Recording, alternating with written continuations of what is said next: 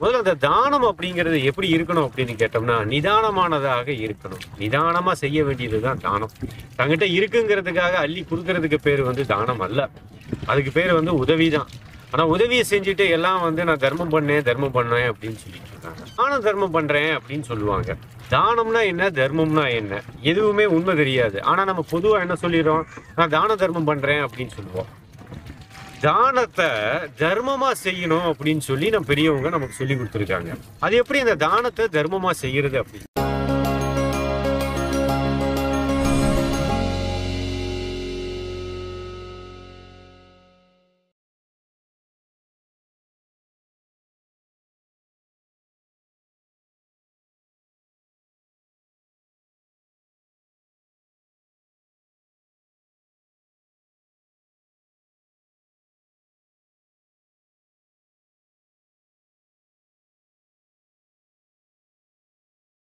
அனைவருக்கும் வணக்கம். நிகழ்ந்ததும் நிகழ்ந்து கொண்டிருப்பதும் நிகழவிருப்பதும் சர்வம் இறைவனுக்கு அர்ப்பணம். நமது பிறப்பு என்பது வரம், நமது வாழ்க்கை என்பது தவம், உணவு என்பது மருந்து. தனிமனித மாற்றமே இந்த சமுதாயத்தின் மாற்றம். அன்பே இறைவர். உங்கள் கிருஷ்ணாத்மா. அன்புக்குரிய ஆண்மனை அன்பர்களே, ஒரு அன்பர் கேட்டிருக்க கேள்வி, தானத்தில் சிறந்த தானம் எந்த தானமாக இருக்கும் அப்படின்னு சொல்லிட்டு கேட்குறாங்க. தானம் அப்படின்னு நம்ம எடுத்துக்கிட்டோம் அப்படின்னாலே ரொம்ப சிறப்பு வாய்ந்தது அப்படிங்கிறத நம்ம சொல்லலாம். அப்போ அந்த தானத்தில் எது சிறந்தது அப்படின்னா, ஒவ்வொருத்தரும் ஒவ்வொரு விதமான தன்னால் இயன்ற அளவுக்கு தானங்களை செய்ய வேண்டும் அப்படிங்கிறது தான் உண்மை.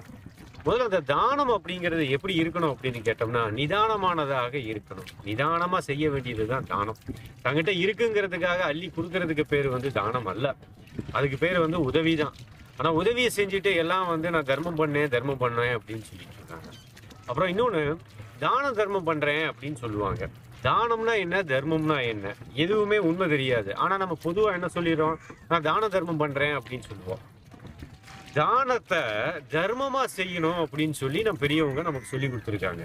அது எப்படி அந்த தானத்தை தர்மமா செய்யறது அப்படின்னா, இப்போ ஒருத்தர் வந்து பசிக்குது, அவரால் உணவு உண்ணுறதுக்கு கூட வந்து ஒரு கால சூழ்நிலை இல்லை, அவர்கிட்ட பொருளாதார வசதியும் இல்லை, அடுத்த வேளை சாப்பிட்றதுக்கு கூட எந்த பணமும் இல்லை, பசியில துடிச்சிட்டு இருக்கிறாரு. அப்போ அவருக்கு கொண்டு போய் இந்த உணவு அப்படிங்கிறத நம்ம கொடுக்கும்போது இது உதவியா கூட இருக்கலாம், ஆனால் அது தானமாவே நம்ம வச்சுக்கலாம்.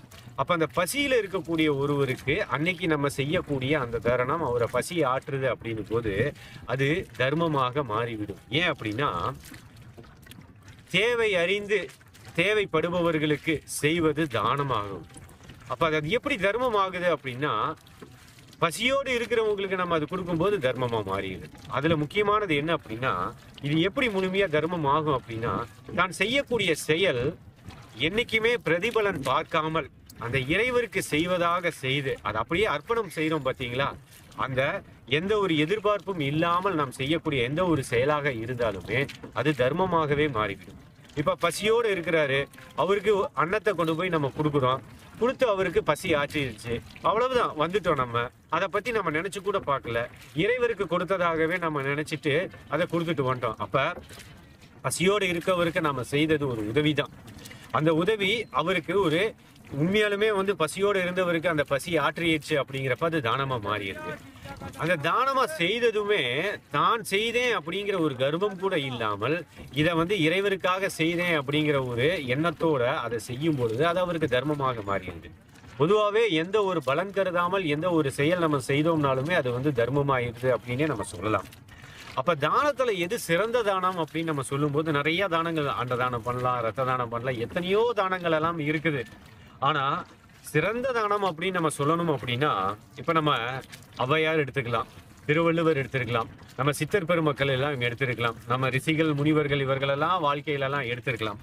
அவர்களெல்லாம் வந்து அன்னதானம் பண்ணினது இன்னைக்கு ரொம்ப முக்கியத்துவம் இருக்குதா, இல்ல பொருள் தானம் செய்தது இன்னைக்கு ரொம்ப முக்கியத்துவத்துல இருக்குதா அப்படின்னு பார்த்தா, அவர்கள் செய்த அந்த ஞானம் என்பதை தானமாக கொடுத்து விட்டு இன்னைக்கு செய்திருக்கிறார்கள். அப்ப அதுதான் இன்னைக்கு மிக சிறந்த தானமாக இன்னைக்கு நம்மளை வந்து வாழ்க்கையை வழி நடத்திட்டு இருக்குது. ஒரு தர்மம் செய்யணும், ஒரு தானம் செய்யணும், ஒரு உதவி செய்யணும், இறைவாழ்வை அடையணும் அப்படின்னா நமக்கு எப்படி தெரியும்?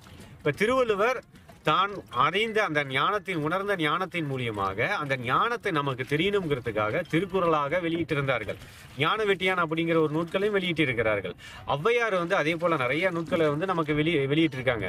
தர்மத்தை பத்தி மிக அற்புதமா ஆத்திச்சூடியில மிக சிறப்பாக சொல்லியிருப்பாங்க. சித்தர் பெருமக்கள் தன்னுடைய வாழ்நாட்களை தான் அனுபவித்ததெல்லாம் அப்படியே நமக்காக பாடல்களாக வெளியிட்டிருப்பார்கள்.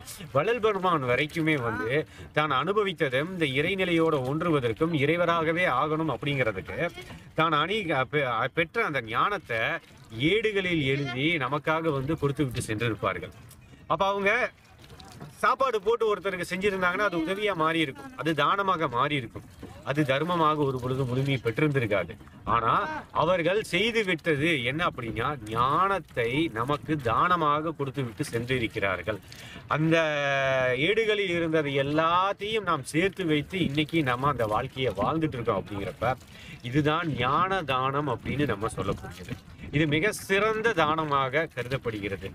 பசியாற்றுவது ஒரு தானம், ரத்தத்தை கொடுப்பதும் ஒரு தானம், ஒரு பொருட்களை கொடுத்து உதவுவது, இவைகள் எல்லாமே இருக்கட்டும் தானமாக இருந்தாலுமே மிக சிறந்த தானம் அப்படின்னா நாம் பெற்ற அனுபவித்த அறிந்த கலைகளாகட்டும் எதுவாக இருந்தாலும். இப்போ ஒருத்தர் ஜோதிடர் இருக்கார் அப்படின்னா அந்த ஜோதிடர் தான் கற்ற அந்த ஜோதிட ஞானத்தை தன் பொருளாதார வாழ்விற்காக அவர் வாழ்ந்துட்டு இருக்கிறார், பயன்படுத்திக்கிட்டு இருக்கார். அப்படின்னாலுமே இந்த பொருளாதார வசதி இயலாதவர்களுக்கு இலவசமாக தான் பெற்ற அந்த ஞானத்தை, அந்த ஜோதிட ரகசியத்தை, அந்த ஞானத்தை மற்றவருக்கு இலவசமாக அவங்க கொடுக்குறாங்க அப்படின்னா அது மிகப்பெரிய ஜோதிடத்தை அந்த வித்தையவே அவங்களுக்கு தானமா கொடுக்கறதுக்கு சமமாகும். அதுபோல தான் கற்ற கலைகள் எதுவாக இருந்தாலுமே எந்த ஒரு பலன் கருதாமல் மற்றவர்களுக்கு நாம தரோம் பார்த்தீங்களா, இவைகள் அனைத்துமே தானமாக கருதப்படும். அப்ப மிக சிறந்த தானம் அப்படிங்கிறது எதுன்னு பார்த்தா தன் ஞானத்தையே யாரெல்லாம் தானமாக தருகிறார்களோ மற்றவர்களுக்கு அது மிக சிறந்த தானமாக இருக்கும். ஒரு ஆசிரியர் இருக்கிறாங்க, தான் படிச்சாங்க, ஒரு பணியில ஈடுபட்டு இருந்தாங்க. அவங்க செய்யக்கூடிய அந்த செயல்களுக்கு ஒரு வாழ்வாதாரத்துக்கு ஒரு பொருளாதாரம் அப்படிங்கிறது வருது. ஆனாலும் தான் கற்றதை தன்னுடைய மாணவர்களுக்கு கற்றுக் கொடுத்துக்கிட்டே இருக்கிறாங்க. அந்த ஆசிரியர் அதே வகுப்பிலேயே தான் இருந்துட்டு இருப்பாங்க. ஆனா அவர்களிடத்திலிருந்து படித்து செல்லக்கூடிய அந்த மாணவர் பார்த்தீங்கன்னா இந்த சமுதாயத்திலேயே உயர்ந்த நிலையில கூட இருந்திருப்பாங்க. ஆனா அந்த ஆசிரியர் அதே இடத்துலதான் இருந்துட்டு இருப்பாங்க. அவங்க வாழ்வாதாரத்துக்கு வாழ்வதற்கு தேவையான அந்த கல்வி மூலியம் பொருளாதாரம் அவங்களுக்கு கிடைக்கும். ஆனால் அவர்கள் கற்றுக் கொடுத்த அந்த ஞானம் அப்படிங்கிறது தன்னிடத்தில் பயிலக்கூடிய அந்த மாணவர்களை உயர்ந்த வாழ்வியலுக்கு இட்டு செல்வதாக அமைந்து விடுகிறது. அப்ப தானத்துல சிறந்த தானம் அப்படின்னு நம்ம சொல்ல போனோம்னா முதல்ல தானம் பண்றதுக்கு நம்ம வாழ்க்கையில நிதானம் வேண்டும்.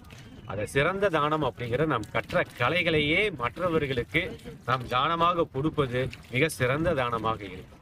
மீண்டும் மற்றும் ஒரு பதிவில் உங்களை சந்திக்கிறோம். அதுவரை உங்களிடமிருந்து விடைபெறுவது உங்கள் கிருஷ்ணாத்மா. நமது பிறப்பு என்பது வரம், நமது வாழ்க்கை என்பது தவம், உணவு என்பது மருந்து. தனிமனித மாற்றமே இந்த சமுதாயத்தின் மாற்றம். அன்பே இறைவர். ஜெய்ஹிந்த்.